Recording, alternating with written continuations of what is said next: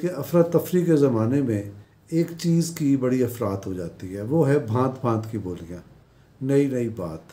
تو آج کل ایک نئی بات یا نئی بولی یا نئی خواہش یہ مارکیٹ میں آئی ہے کہ یہ اپریل کا مہینہ آنے دیجیے، عمران خان اس ملک کے صدر مملکت بن جائیں گے۔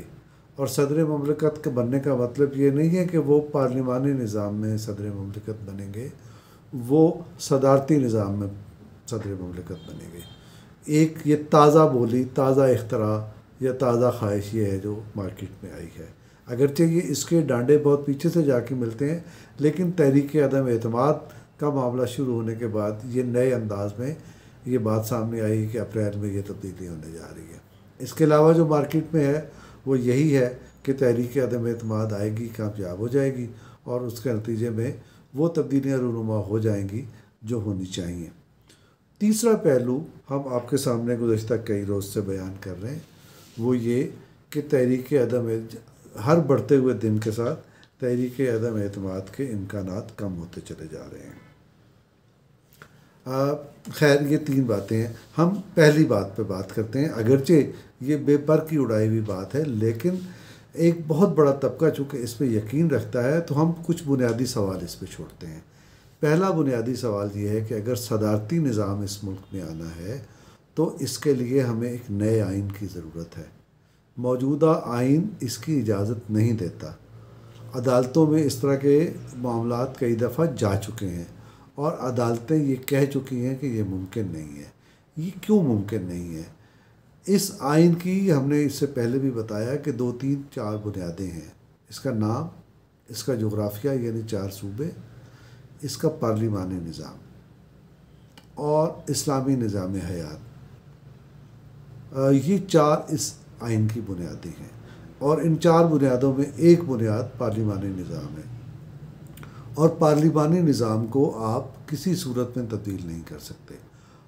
ماضی میں جو صدارتی نظام آئے، جو ایوب خان کا آیا، وہ صدارتی نظام تھا، وہ اس آئین کے تحت آیا اور ایوب خان کی ذات کے ساتھ ہی وہ آئین لپٹ گیا۔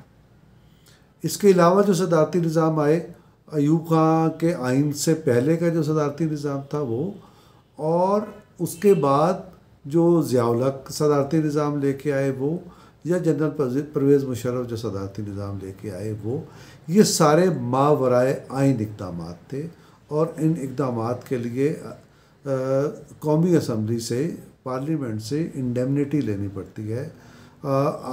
قومی اسمبلی پارلیمنٹ سے یہ تسلیم کرانا پڑتا ہے کہ وہ اقدامات جو ماضی کی کسی حکومت نے ماشاء اللہ انتظامیہ نے کیے، ہم ان کو جائز قرار دے رہے ہیں۔ یہ سلسلہ اب بند ہو چکا ہے۔ یہ جو 2007 میں جنرل پرویز مشرف نے سپر ایمرجنسی یا سپر مارشل لا جو بھی نافذ کیا تھا، اس کو انڈیمنیٹی نہیں مل سکی۔ پاکستان کی پارلیمنٹ نے انڈیمنیٹی نہیں دی۔ نتیجہ یہ نکلا کہ ان کے خلاف، یا پاکستان کے وہ پہلے ڈکٹیٹر ہیں، پہلے مارشل لا ایڈمنسٹریٹر ہیں جن کے خلاف عدالت نے بغاوت کا کیس چلایا اور ان کو سزا دی۔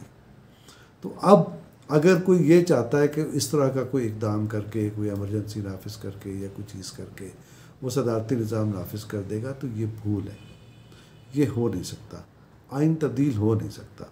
اور اس سلسلے میں جو سوالات اٹھتے ہیں، اس جو خواہش رکھتے ہیں یہ صدارتی نظام کی، جب ان سے اس قسم کے سوالات کیے جاتے ہیں تو ان کے پاس ان سوالوں کے جوابات نہیں ہوتے۔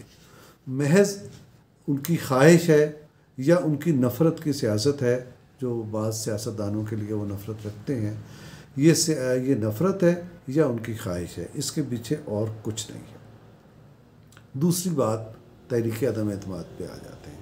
یہ تحریک عدم اعتماد کیا تھی؟ تحریک عدم اعتماد کو بھی سمجھنے کی ضرورت ہے۔ اصل میں گزشتہ 3 برس کے عمران خان کے عرصہ حکمرانی کے درمیان ہوا کیا؟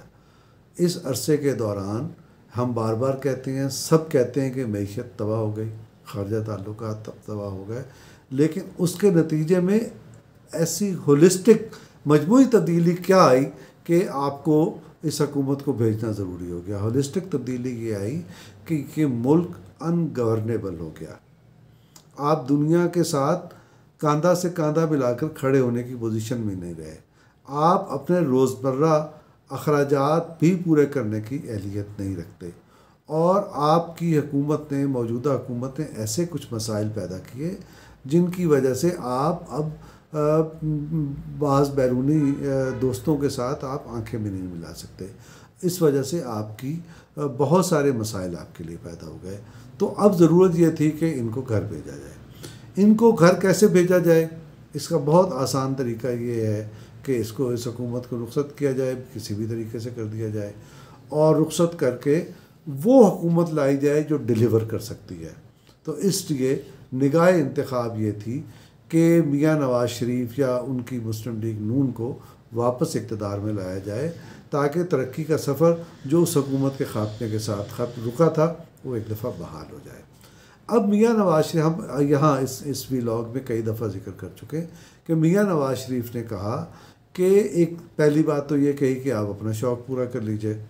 وہ اب سمجھ میں آیا کہ اب شوق سے معاملات اوپر چلے گئے، اب شوق پورا کرنے سے زیادہ یعنی ایگزسٹنس کا مسئلہ بن چکا ہے، لہٰذا اب شوق سے بات اوپر جا چکی ہے۔ تو ان سے کہا گیا کہ آپ آ جائیں، تو انہوں نے کہا کہ ٹھیک ہے ہم آتے ہیں، یہ بھی ہم بار بار ذکر کر چکے، آتے ہیں، لیکن اس کے ساتھ شرائط یہ ہیں کہ آئین میں یہ ترامیم کرنی ہوگی، انتخابات کو اس طرح سے فول پروف بنانا ہوگا، اور سیاسی نظام میں مداخلت کا راستہ بند کرنے کے لیے یہ اقدامات کرنے ہوں گے، اور اس کے لیے ضمانتیں درکار ہوں گی۔ یہ صورتحال تھی جس سے بچنے کے لیے پھر یہ مفروضہ یا یوں کہہ لیں کہ تھیسس یا یوں کہہ لیجیے کہ یہ ایک تصور سامنے آیا کہ اب عدم مداخلت کا دور شروع ہو چکا ہے، اب آپ جو چاہیں کر لیجیے گا، ہم اس میں کوئی رکاوٹ نہیں ڈالیں گے، اور اب سیاست میں عدم مداخلت کا معاملہ ہوگا۔ تو اب ہمیں سیاست میں عدم مداخلت کے بہت سارے اشارے تو دکھائی دے رہے ہیں، لیکن سوال پھر وہی ہے کہ اگر تحریک عدم اعتماد کامیاب ہو جاتی ہے تو اس کے بعد کیا ہوگا؟ اس کے بعد کیا وہ سارا ریورس گیئر لگ جائے گا؟ اس کی نہ کوئی ضمانت ملی ہے، نہ کوئی اس کی ضمانت دینے کو تیار ہے، تو لہٰذا ڈھاک کے 3 پات معاملہ وہیں کا وہی ہے۔ لہٰذا اب معاملات ہمیں دوسری طرف جاتے دکھائی دے رہے ہیں کہ اگر یہ نہیں ہونا تو پھر کیوں نہ موجودہ اسمبلی کے اندر سے ہی ایک نئی قیادت، اور اسی سیاسی جماعت کے اندر سے ایک نئی قیادت لائی جائے جو وہ تبدیلیاں یقینی بنائے جو بعض حلقے چاہتے ہیں۔ اس کے نتیجے یعنی اگر عمران خان کو آپ گھر بھیج دیتے ہیں، مثلا ان کو بھیجنے کے کیا طریقے ہو سکتے ہیں؟ تحریک عدم اعتماد کے سامنے جتنا یہ بڑھتا جا رہا ہے، بحران بڑھتا جا رہا ہے، جتنی کشیدگی بڑھتی جا رہی ہے اور راستہ رکتا چلا جا رہا ہے، محسوس ہو رہا ہے، اس کے نتیجے میں خون ریزی بھی ہو سکتی ہے، کشیدگی بڑھ سکتی ہے، تصادم ہو سکتا ہے، بہت کچھ ہو سکتا ہے۔ تو اب وہ جو سچویشن ہے اس کو عمران خان اپنے جارحانہ طرز عمل سے اس کو ناکامی کی طرف لے جا رہے ہیں، اور ہمارا اندازہ یہ ہے، اور چند دنوں تک اس کے ثبوت شاید میسر آ جائیں، کہ شاید اب حزب اختلاف بھی جو تحریک عدم اعتماد کی حامی تھی وہ بھی اسی پہلو کی جانب سوچ رہی ہے۔ شاید یہی وجہ ہے کہ مولانا فضل الرحمان نے بیان دیا اور مطالبہ کیا کہ وہ معاملہ جو پینڈنگ ہے فورن فنڈنگ کیس کا، اس کا فیصلہ جلد از جلد کیا جائے، اسے سرد خانے سے نکالا جائے۔ تو ہم گزارش آپ سے یہ کر رہے ہیں کہ جتنی کشیدگی بڑھتی جا رہی ہے، جتنی ڈی چوک پر اجتماع کے امکانات بڑھتے جا رہے ہیں، چاہے وہ اپوزیشن کا اجتماع ہو، چاہے وہ پی ٹی آئی کا اجتماع ہو، یہ ہمیں کشیدگی کی طرف لے کے جائے گا اور ناقابل تلافی نقصان کی طرف لے کے جائے گا۔ اور یہ بھی ہو سکتا ہے کہ اس عرصے میں عمران خان بعض ایسے اقدامات کر ڈالیں جس سے معاملات اور خراب ہو جائیں۔ تو لہٰذا اس سچویشن سے بچنے کے لیے ضروری ہو گیا ہے کہ کوئی دوسرا راستہ، کوئی درمیان کا راستہ نکالا جائے۔ اس طرف تیزی سے پیش رفت جاری ہے۔ ہم یہ سمجھتے ہیں کہ آنے والے دنوں میں اس سلسلے میں کافی پیش رفت ہو جائے گی، اور اس کشیدگی کو اوائڈ کرنے کے لیے اس حکومت کو رخصت بھی کیا جائے گا، اور اسی پارلیمنٹ کے اندر سے، شاید اسی جماعت کے اندر سے ایک نئی قیادت سامنے لائی جائے گی جو یوں سمجھے کہ اگلے سال کے فرسٹ کوارٹر میں یا سیکنڈ کوارٹر میں انتخابات کی طرف موقع لے کے جائے گی۔ تو ہم یہ توقع کر رہے ہیں کہ 2023 کے ابتدائی یا کوارٹر میں یا بیچ میں جا کے کہیں انتخابات کا انعقاد ہو جائے گا۔ اللہ حافظ.